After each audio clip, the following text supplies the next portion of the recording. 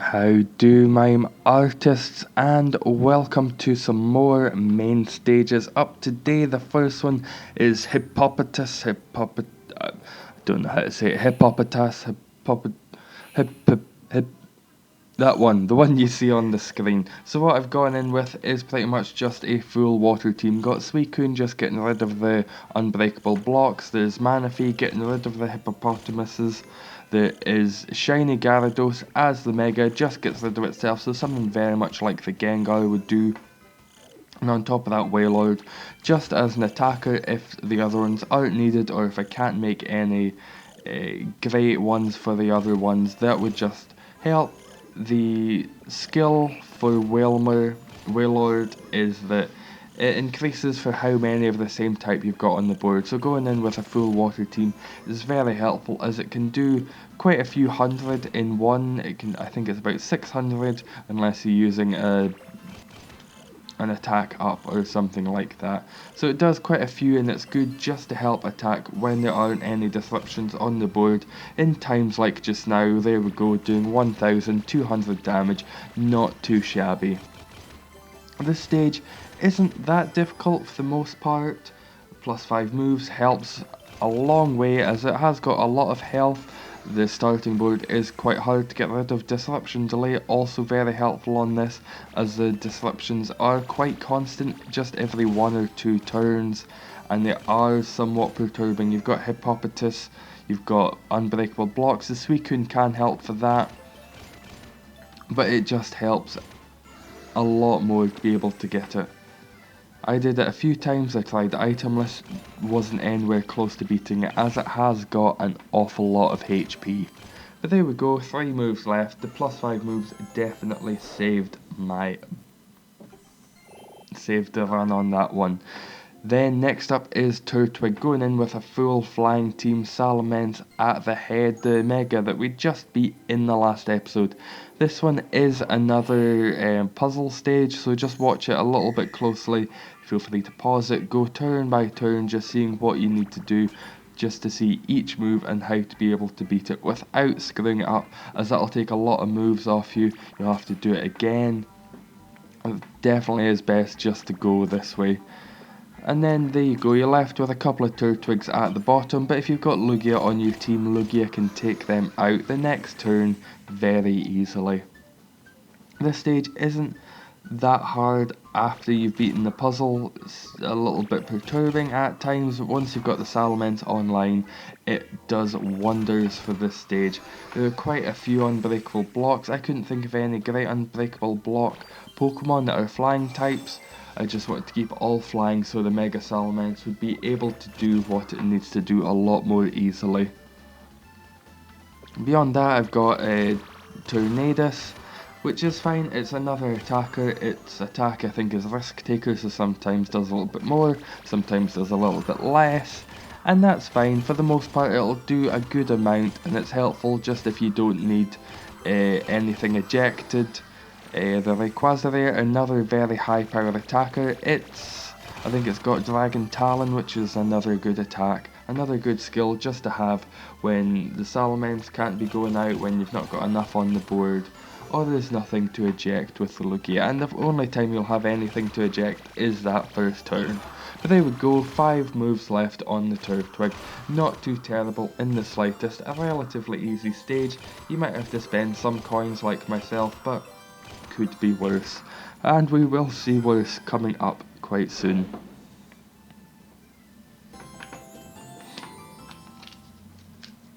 But that one, a brand new Pokemon, because of the plus 5 moves, doesn't give me any extra percent, but I'll do it another couple of times, see if I can catch it, see what other teams could be used. If you wanted, maybe going with a full fire team, something with Blaziken as the Mega, that could work quite well, going in with Ho-Oh Pyre type team. Next up is Abomasnow, and this one, quite difficult again, a plus 5 moves and a Mega start on the Aggron. This is a full metal team, so it's quite helpful to bring along Solgaleo if you've got it for the metal combo. It does more damage for each metal type in the combo, very helpful. Registeel has got block smash plus plus, so it takes away 5 blocks. The only time you see blocks are at the very start of this stage here. So once you've got the Aggron from the Mega Start, it can get rid of them really easily. The Registeel, another good attacker. If you've not got it, you can take along Dialga. That's got block smash, so it takes away block smash plus, so it takes away 3 unbreakable blocks. That one quite useful in itself if you've not got Registeel. They both do about the same amount of damage. I prefer Registeel as it just takes away 5 blocks instead of the 3. Metagross is also there. It's got quite a good ability in Crosscut, I think it's called, so when it makes matches in a plus shape or a big cross type shape, it does a lot more damage, and that can be up to over about 1,000 without an attack plus. With an attack plus, maybe 2,000 to 3,000, but there's none available on this stage. So it's helpful just to try and get the Solgalloos working, then use the Agrons to be able to combo from there, and it's not too bad.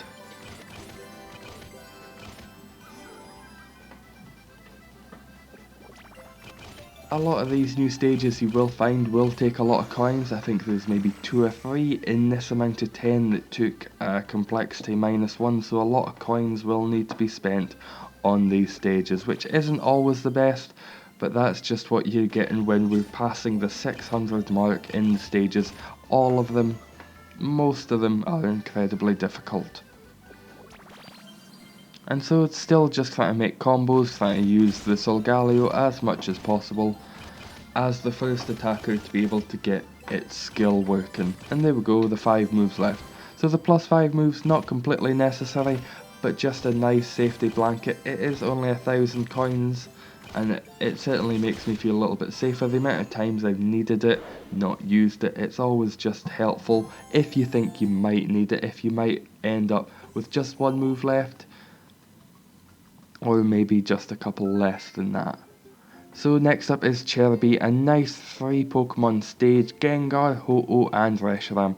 Reshiram very much necessary here, as it will be quite a few barriers with Cherubi in it, so if you take something else along you might not be able to get rid of them.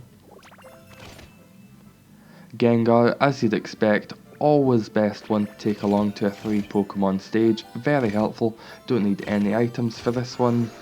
As you'll see here, occasionally it will disrupt with a couple of barriers, sometimes those barriers will be filled with Cherubis. It's not enough to take along Cherubi as one of your support Pokemon. Can just be mildly disruptive at times, but just making matches with the Reshiram, making sure that the Cherubi are brought down, that way they're not disrupting the board too much, they're just taking up one spot.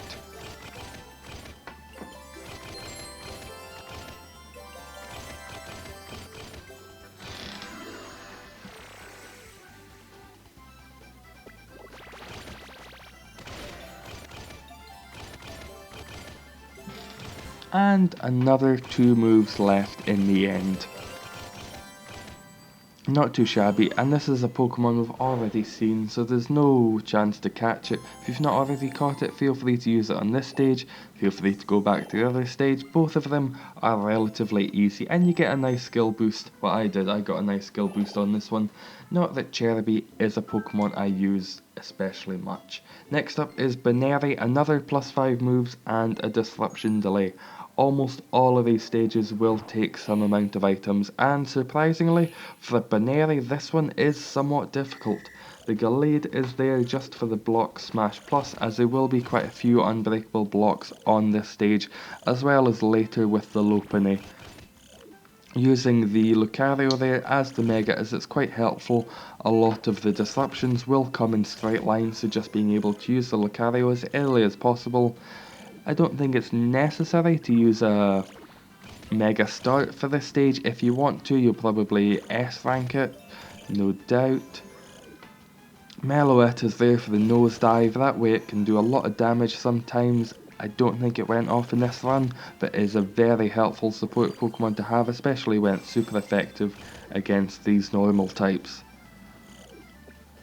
The main thing I'm trying to do here is just use the Gallade to get rid of some of the unbreakable blocks, then perhaps using that, the Baneres will match, get rid of them on the side and just be able to start making slightly longer combos, maybe out of the single digits. And then bring the Lucario, Mega Lucario, trying to get it over to the left hand side to be able to get rid of all of the disruptions over there. Now disruptions coming all over the board, but with 7 moves left, this would be quite hard to mess up. Still more disruptions, and just trying to get rid of all of the breakable blocks possible in one go. So using the Lucario, trying to make straight lines, trying to get the possibility of longer and longer combos.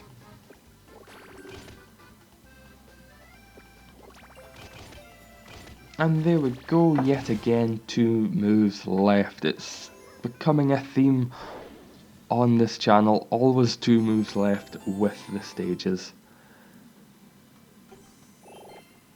Next up is Hippowdon, and Hippowdon I'd say is possibly harder than the last stage in this set.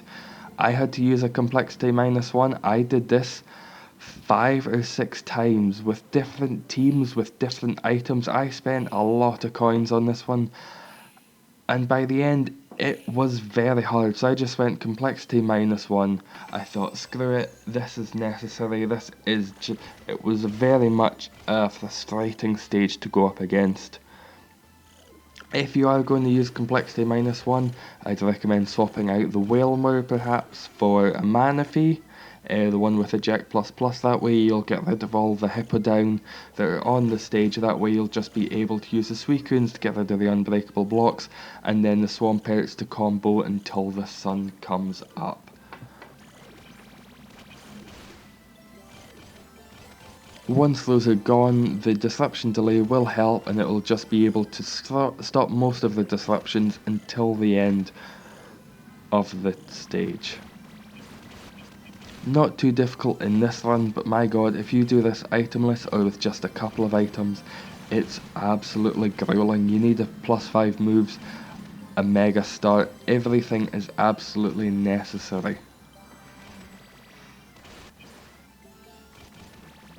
There we go, 7 moves left. So if you're using a complexity -1, you may not want to use the +5 moves. You might find it to be quite helpful if you're already going to use the 9,500 coins from the complexity -1. It's not a bad idea just to throw that extra 1,000 in there for safety. Next up here is Cherrim, going in with a full fire team.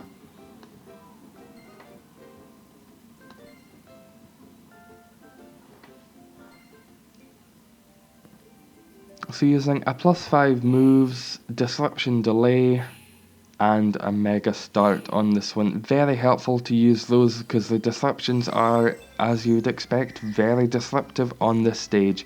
There's a lot of Cherrim on the stage that come at different times.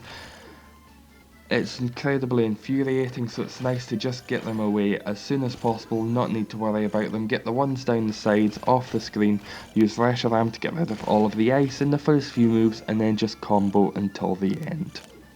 Incineroar is a nice attacker to have here, as it's got, I think it's super tackle, that can do a lot more damage sometimes if it makes matches of 4. A very good supporter to have if you're already using Ho-Oh with Pyre. You can always just super tackle next turn for a couple of 1,000 worth of damage. Ho-Oh very useful here. Maybe use that one once there's no Cherrim or ice left on the stage. Use that one as much as possible in matches of 4 to get the Pyre. That way if you're making combos it will do a lot more damage for each match that is made.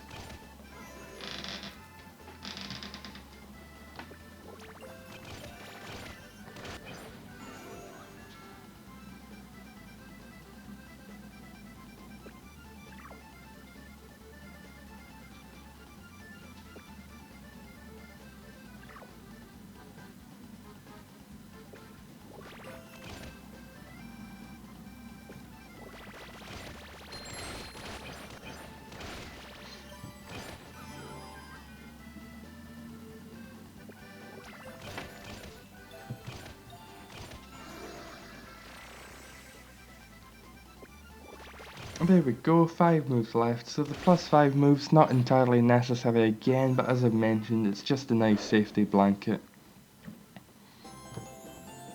for when you're using so many coins as you'll find on these stages. Another skill boost, which is fine. I don't think I've used Cherrim in any stage, but it's always nice just to have a wee extra gift in the frustrating stages. So this grottle, the recording did screw up. I didn't make any moves before it first started, but this is what that was what the starting board would look like. And just it messed up in the first few seconds, didn't make any moves, but that was what it looked like. Gone in with Houndoom, Ho-Oh and Reshiram. This one I think is complexity -1 because this one is another very, very annoying stage. Has an awful lot of HP. Disruptions aren't too terrible, but it's right in the centre of the stage. They're very hard to get rid of. I couldn't think of any good eject Pokemon from the fire types, and you don't really want to be getting rid of Ho-Oh or Reshiram. Reshiram is needed to get rid of the ice. Ho-Oh very useful for the pyre, just because you can be making a lot of combos once the grottle are gone.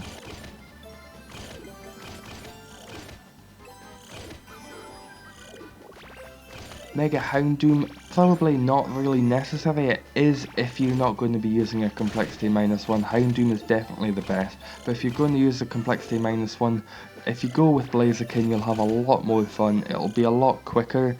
I just completely forgot about that. I just assumed there would be a little bit more ice that Houndoom could have worked with. So if you're using complexity -1, go the route of the Blaziken. It'll be much more advantageous, a lot easier and a lot quicker for you. Still got an S rank, but I think if you use a Blaziken, you'll have about 14 to 15 moves left. 27%, that would have been with 6 moves left. Didn't catch it, didn't want to use a Great Ball for 54%. I'll try it again, I'll get some more coins, see how it goes. I'm not sure how useful that one is going to be. Next up, penultimately in this one we have Lopunny. Lopunny here going in with very much a similar team to that of Banette, using a +5 moves, Mega Start and a Disruption Delay. It is unfortunate, but a lot of these items are absolutely necessary for these stages. They are incredibly difficult, a lot of them have really high HP, and the disruptions are relentless. So this one is very much the same. There's some unbreakable blocks, quite a few breakable blocks, and loads of Lopunny just scattered around the left hand side. Using very much the same as before, just trying to make matches as much as possible. Use the Lucario when it's needed and try to get the Meloetta Nosedive working. I tried to move the Lucario over to the left side to get rid of as many of the blocks as possible, seeing if that would work. It did take some time to be able to use that, but it was somewhat effective, and it's always a nice feeling to get rid of a nice straight pile of blocks, but then more fell. But 5 moves left and just a slither of health.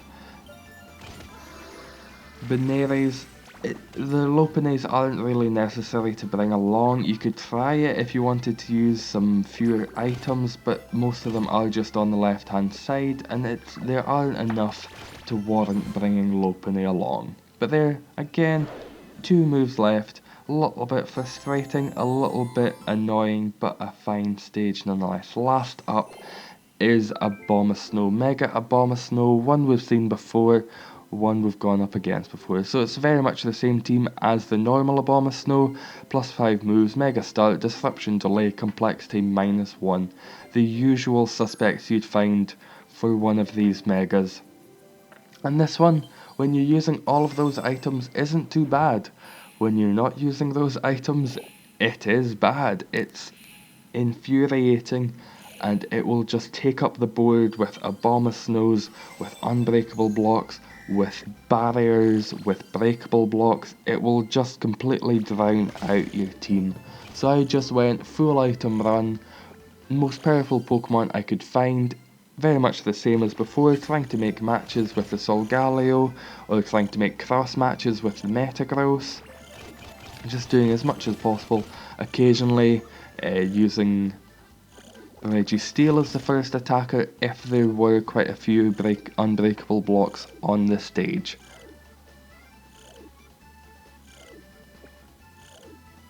And then just Aggron to clear a little bit of the board and help with some combos. Sometimes it works, sometimes it doesn't work. I'm certainly not the best at using things like Aggron or Tyranitar. You've got to tap to get rid of disruptions or whatever you like. My brain doesn't work fast enough, but it was still not too shabby of a way to go. The best way I could think of doing it. If you wanted to go in with Mega Metagross instead, you could, hypothetically. That might work for you. Metagross makes big crosses down the left and right hand side of the screen, so it gets rid of a fair amount of the board, and it would be fine. It's just with the Aggron, it gives you a lot more control as to what you're going to be getting rid of, and I personally like that you'll be able to, if you can, make combos, and if you can, get rid of the disruptions.